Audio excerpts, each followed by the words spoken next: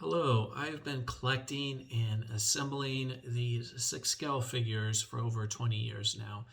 Over that span of 20 years, I have collected a variety of different tools and little gadgets that I use to help me build and maintain these.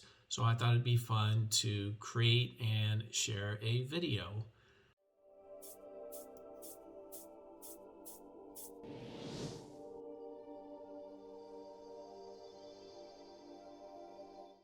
So all these little tools and gadgets that I have are totally affordable. You can get them, places like Walmart or Amazon. They range from a few bucks to maybe $10 or $15 each. That's really about it. And over the years, this is kind of where I keep everything in a little Tupperware container. It's pretty small and compact. I just keep it, in the kitchen. I think I actually stole this from my wife. Let me open it up and start to go over the different things in it. The first thing, which I'm a little embarrassed to say I use, is a makeup brush.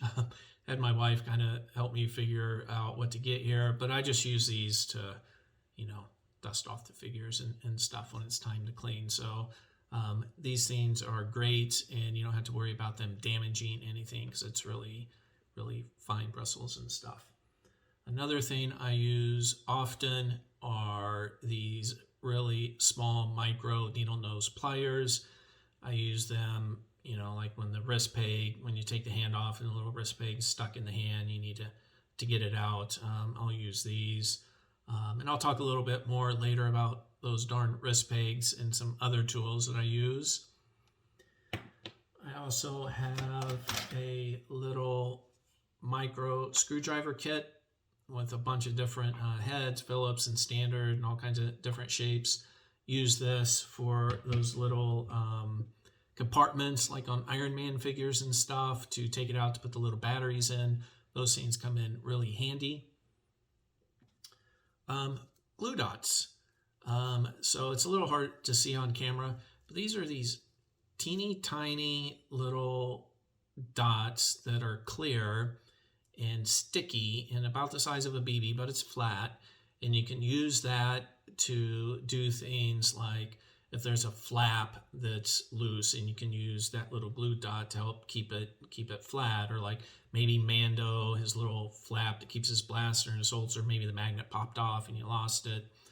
You can use this to hold that little flap over the blaster, or maybe a flap over a pouch, something like that. They work great. I also use this Fun Tack kind of interchangeably with this stuff. This is that stuff that you use kind of to put artwork and posters up on the wall, like in the kids' room and stuff. But it's great. And also comes in handy, like if you have like a rifle and maybe the optic is sliding off the rails and stuff, a little piece of that on, and then just kind of move the little thing in place and you won't see it. It's not permanent. You can easily remove the glue dot or the Fun Tack and keep all your collectibles nice and clean.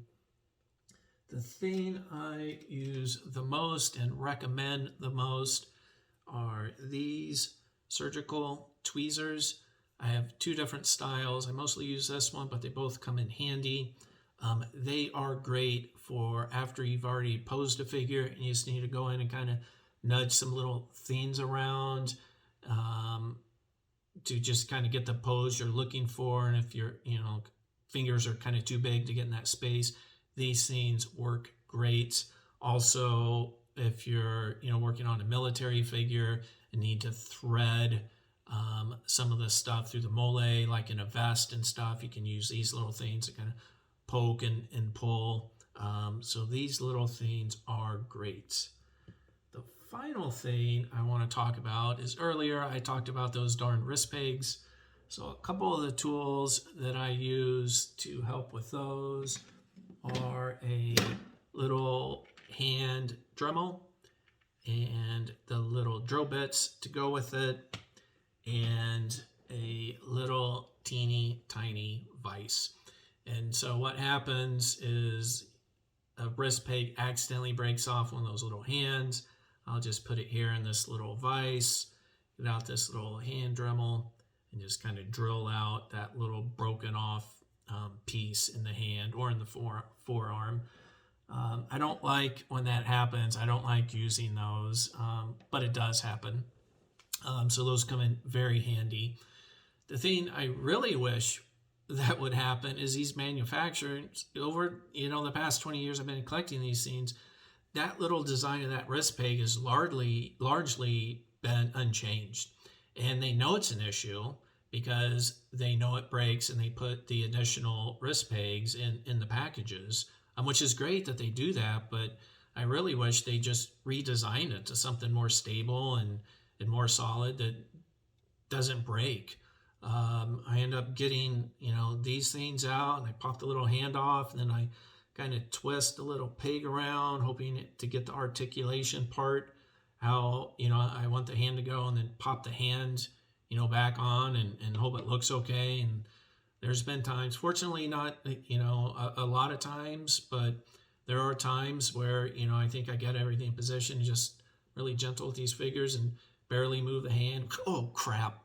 Spider-Man's wrist, peg just broke, and so I have to get out the little vise and Dremel and, drill it out and break into the extra ones that come with the figures to use because one of them broke.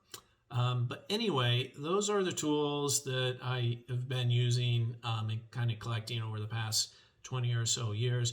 Would love to hear what type of tools and techniques and different things that you use. So please feel free to leave a comment, and we'll see you next time.